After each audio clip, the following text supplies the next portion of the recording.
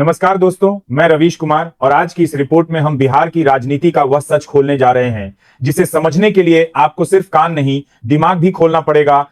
क्योंकि बिहार के इस चुनाव ने बहुत सी धारणाओं को तोड़ा है, बहुत सी उम्मीदों को बदला है और सबसे बड़ा झटका उस महागठबंधन को दिया है जो ये मानकर चल रहा था कि इस बार हवा पूरी तरह उनके पक्ष में है, लेकिन वास्तविकता इसके उलट निकली। आगे बढ़ने से पहले एक बात साफ कर दूं, इस चैनल पर जो खबरें आप सुनते हैं वो बिकाऊ मीडिया की तरह चमकती नहीं, सच की तरह चुभती हैं। इसलिए अगर आप भी चाहते हैं कि यह सच्चाई ज्यादा लोगों तक पहुंचे तो वीडियो को लाइक जरूर करें, बेल आइकन दबाएं और साथ बने रहें, क्योंकि आज हम एक ऐसी कहानी खोलने जा रहे हैं जो सत्ता के गलियारों में खामोशी से आग की तरफ फैल रही है। तो चलिए शुरू करते हैं। और दोस्तों, मैं आपको शुरुआत में ही एक बड़ा सवाल देना चाहता हूं। क्या महागठबंधन सच में जीत सकता था अगर वह ओवैसी यानी एआईएम-आईएम को अपने साथ जोड़ लेता? यह सवाल बिहार की हर चाय दुकान, हर चौक, हर मोहल्ले में उठ रहा है और हम इस स्क्रिप्ट में इसका जवाब सिर्फ भावनाओं से नहीं, ठोस आंकड़ों से निकालेंगे, क्योंकि लोकतंत्र किसी की इच्छा से नहीं, आंकड़ों से चलता है। बिहार ने इस बार नीतीश कुमार को ऐसी सलामी दी है जैसी अक्सर राजनीति में किसी अनुभवी नेता को उसके आखिरी चुनाव में दी जाती है, और यह चुनाव नीतीश का आखिरी माना जा रहा था। इसलिए जनता ने उन्हें सिर्फ वोट नहीं दिया बल्कि एक तरह का सम्मान भी दिया, एक तरह का संदेश भी दिया कि नीतीश चाहे जितने कमजोर दिखें, उनके प्रशासन को बिहार आज भी याद रखता है। दोस्तों, चुनाव आयोग की वेबसाइट पर जब सभी सीटों के रुझान आने लगे तब पता चला कि धरातल पर राजनीति टीवी डिबेट से अलग चल रही थी। एआईएम यानी ओवैसी की पार्टी 25 सीटों पर उतरी, लेकिन सिर्फ 4 सीटों पर लीड कर रही थी। हालांकि इन 4 सीटों के नतीजे बहुत बड़े सवाल उठाते हैं। क्या मुस्लिम वोट अपने अपने एरिया के हिसाब से बंट गए? क्या महागठबंधन मुसलमानों को अपने पाले में बांधकर चलने की पुरानी सोच में फंस गया? क्या यही वो गलती थी जिससे एनडीए की आंधी और भी तेज हो गई? और दोस्तों, जब हम कोचा दमन, अमौर, बसी और बलरामपुर जैसी सीटों के आंकड़े खोलते हैं तब हमें पता चलता है कि एआईएम-आईएम के वोट सिर्फ वोट नहीं थे बल्कि महागठबंधन की हार के निर्णायक कारक भी बने। कोचा दमन में मोहम्मद सरवर आलम 11 शून्य वोट से आगे थे। बसी में गुलाम सरवर बीजेपी के विनोद कुमार से 5700 वोट आगे थे। अमौर में अख्तरुल इमाम 14 शून्य वोट से आगे थे और यहां एआईएम-आईएम सीधे जेडीयू को हरा रही थी, यानी मुस्लिम वोट एक तरफा नहीं गए थे बल्कि बिखर गए थे। और दोस्तों, इस बिखराव ने चुनाव को पूरी तरह बदल दिया।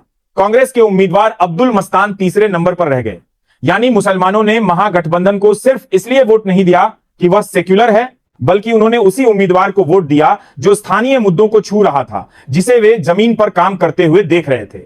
यानी यह सच मान लेना होगा कि बिहार का मुसलमान आज एक ही पार्टी का वोटर नहीं रहा, वह अब अपने इलाके, उम्मीदवार और उसके काम को देखकर वोट दे रहा है, और महागठबंधन इस बदलाव को समझ ही नहीं पाया। दोस्तों, कस्बा, थमदाहा, बलरामपुर, मधुबनी और अररिया की सीटों पर जब हम आंकड़े देखते हैं तो हमें पता चलता है कि हर सीट की कहानी अलग है और यही बिहार की राजनीति को जटिल बनाती है। बलरामपुर में 23 शून्य वोट लेकर एआईएम-आईएम दूसरे नंबर पर थी। यहां महबूब आलम तीसरे नंबर पर चले गए और 2020 की जीत यहां बेअसर हो गई। मधुबनी में एआईएम-आईएम को महज 1490 वोट मिले, लेकिन यहां जन स्वराज तीसरे नंबर पर था, यानी यहां ओवैसी को दोष देना तर्कसंगत नहीं। अररिया में ओवैसी को 10,500 वोट मिले, कांग्रेस को 12,500 वोट और जेडीयू की शगुफ्ता अजीम 29 शून्य वोट लेकर 16 शून्य से आगे थी। यानी यहां भी एआईएम-आईएम का वोट ट्रांसफर महागठबंधन को जीत नहीं दिला पाता। दोस्तों, ये दो बातें साबित करता है। पहली, मुस्लिम वोट अब एकमुश्त किसी पार्टी की जागीर नहीं। दूसरी, एआईएम-आईएम को गाली देने से महागठबंधन की रणनीतिक गलती नहीं छिपती। अब सबसे बड़ा सवाल जिसे बिहार की राजनीति में जानबूझकर टाला जाता है, क्या होता अगर आरजेडी, कांग्रेस, लेफ्ट ने एआईएम-आईएम के साथ गठबंधन कर लिया होता? दोस्तों, सच यह है कि कुछ सीटों पर फर्क पड़ सकता था, लेकिन पूरे चुनाव का परिणाम बदलना मुश्किल था। कारण, जेडीयू 101 में से 76 सीट पर आगे थी। बीजेपी 87 सीटों पर सबसे मजबूत पार्टी बनकर उभरी। बीजेपी का स्ट्राइक रेट 85% से अधिक था, जेडीयू का स्ट्राइक रेट 75% से ऊपर था और आरजेडी का स्ट्राइक रेट सिर्फ 24%। एक ऐसी स्थिति में एआईएम-आईएम का साथ मिल भी जाता तो यह स्ट्राइक रेट का भारी अंतर खत्म नहीं हो सकता था। हां, कुछ सीटें बदल सकती थी, कुछ चेहरे विधानसभा में पहुंच सकते थे, लेकिन सत्ता बदल जाए ऐसा दावा करना सिर्फ राजनीतिक भावनाओं को भड़काना है, वास्तविकता नहीं। अब महागठबंधन की बड़ी गलती पर आते हैं। उन्होंने 2020 की गलतफहमी को 2025 में भी ढोया कि बिहार में मुस्लिम वोट गठबंधन की बपौती है। यह सोच आज के मुसलमान को अपमानजनक लगती है। आज का युवा मुसलमान न रोजगार, मिला, न शिक्षा मिली, न सुरक्षा की गारंटी। वह क्यों सिर्फ डर की राजनीति के नाम पर वोट दे? इस बार मुसलमानों ने डरा नहीं, अपने क्षेत्र और उम्मीदवार को देखकर वोट दिया। महागठबंधन की दूसरी गलती थी ओवैसी को सिर्फ बदनाम करना और यह मानकर चलना कि इससे मुस्लिम वोट वापस उनकी ओर लौट आएंगे। लेकिन लोकतंत्र में मतदाता को गाली देकर वोट नहीं मिलते, सच बोलकर, समाधान देकर वोट मिलते हैं। तीसरी बड़ी गलती थी सीट बंटवारे का गलत गणित। जिन सीटों पर एआईएमआईएम के मजबूत उम्मीदवार थे, महागठबंधन वहां कमजोर उम्मीद पर दांव लगाता रहा और बाद में एआईएमआईएम को दोष देता रहा। दोस्तों, बिहार की राजनीति का यह चुनाव एक बड़ा सबक देता है। जातीय समीकरण अगर विकास और विश्वसनीयता के सामने कमजोर पड़ जाए तो हवा का रुख बदलते देर नहीं लगती। यही कारण है कि बिहार में इस बार हवा बदली और एनडीए की लहर आ गई।